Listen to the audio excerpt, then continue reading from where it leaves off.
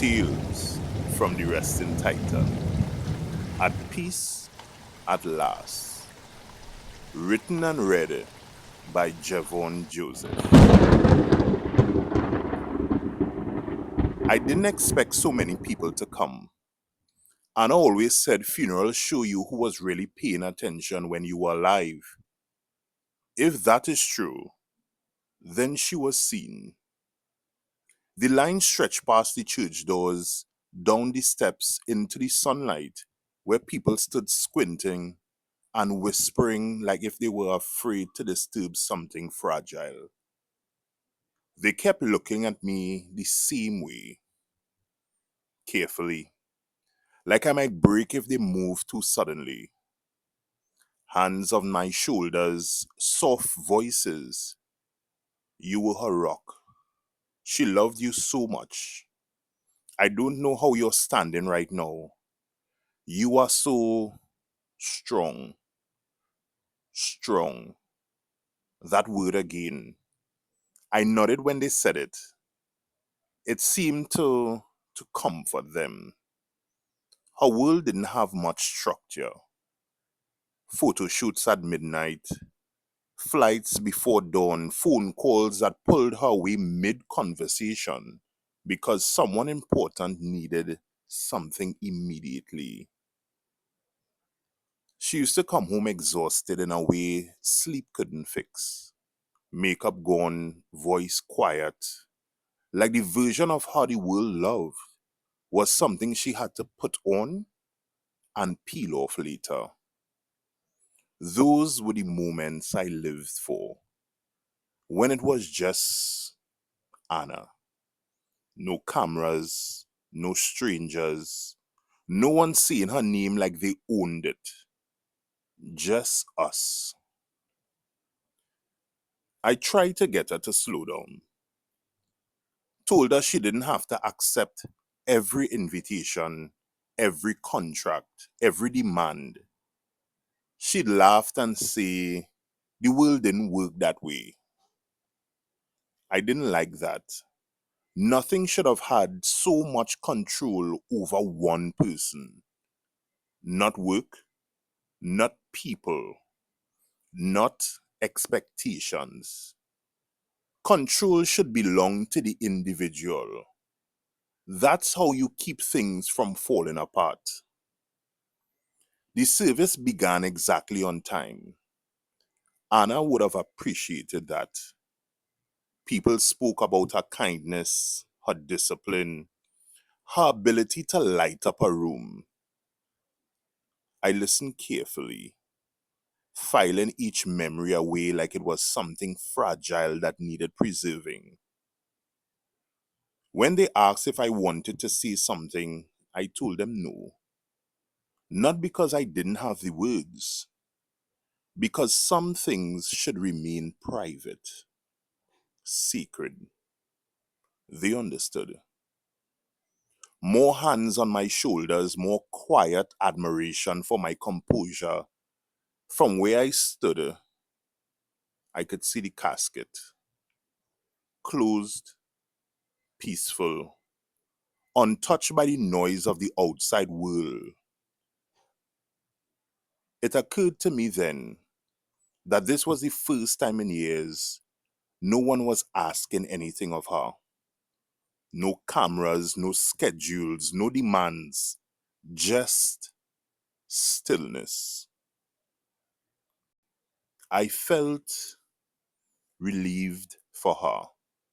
That surprised me. Not the feeling, but the clarity of it. Afterward, the burial, someone mentioned how tragic it was that I had not been home that night. How cruel fate can be. If I had been there, it would have been different. Maybe I could have caught her before she fell. Maybe. I thanked them for their kindness, told them that there was no way no one could have predicted something like that. Accidents don't announce themselves, they just happen. The ground was soft from the previous night's rain. Each shovelful of dirt landed with a dull, final sound that seemed louder than it should have been. People cried harder then. I didn't. Anna hated when people made a spectacle of grief. Said it turned something personal into a performance. I stayed until everyone else had gone. It felt wrong to leave her alone too quickly. The workers kept their distance, pretending not to watch me. When it was just us, I straightened the flowers that had shifted in the breeze. She liked things neat, orderly, predictable. I told her I hoped she could finally rest, that the noise was now over, that no one will be pulling her in 100 directions anymore. A strange thought crossed my mind as I stood there. Something she had said once, half asleep on the couch after a long trip. She told me that if she ever disappeared, she hoped it would be somewhere quiet, somewhere no one else or no one could find her. I remember brushing her hair from her face and telling her she wouldn't have to worry about that. People say time heals. I don't know if that is true. But the house is quieter now. No late night calls, no suitcase half packed on the floor, no stranger's voice leaking through speakerphones at all hours. Just the sound of the clock on the hallway, her empty chair sitting in the corner, alone. Steady, reliable, exactly the way it should be. Sometimes I catch myself listening for her footsteps out of habit. Then I remember she doesn't have to come home exhausted anymore. Doesn't have to smile when she's empty. Doesn't have to pretend she belongs to the world. She is free from all that now. And I suppose, in a way, so am I. People still tell me how sorry they are, how unfair it was, how fortunate it had been that I had such a solid alibi. I thank them because they mean well, because kindness deserves acknowledgement, because correcting them wouldn't help anyone. Anna always said I took care of things before they became problems. She trusted me to keep us safe, to make the hard decisions when she couldn't. I did. I kept everything from falling apart. That's what love is, isn't it? Making sure the person you care about doesn't have to carry the weight of the world that is crushing them. I visit her every Sunday, early, before anyone else arrives. It's peaceful then, quiet, just the way she likes it. I tell her about the small things, the house, the weather, how the roses are finally start to bloom again. I think she would like that. Sometimes standing there, I feel something close to contentment. Not happiness, not relief. Something steadier than that. Like a system returning to balance. Like a storm finally passing. I make sure the flowers are straight before I leave. She always appreciated attention to detail. Everyone keeps saying the same thing. She's at peace now. That wherever she is finally free. I nod when they say it.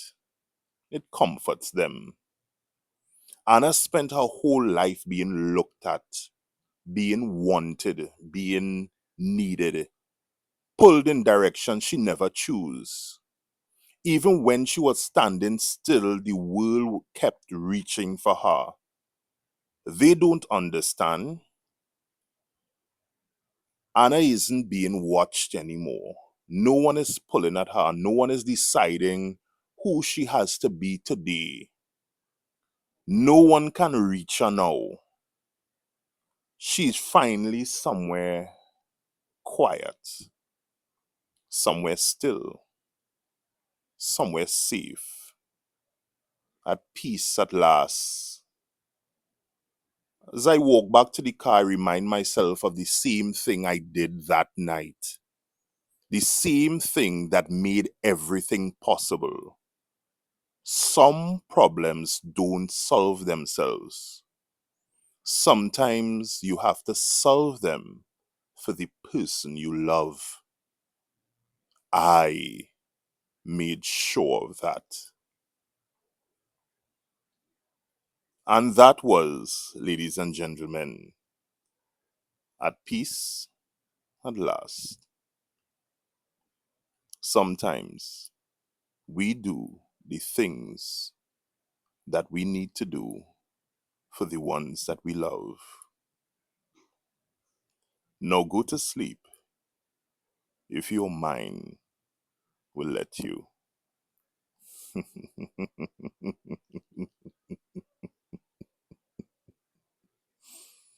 Mm.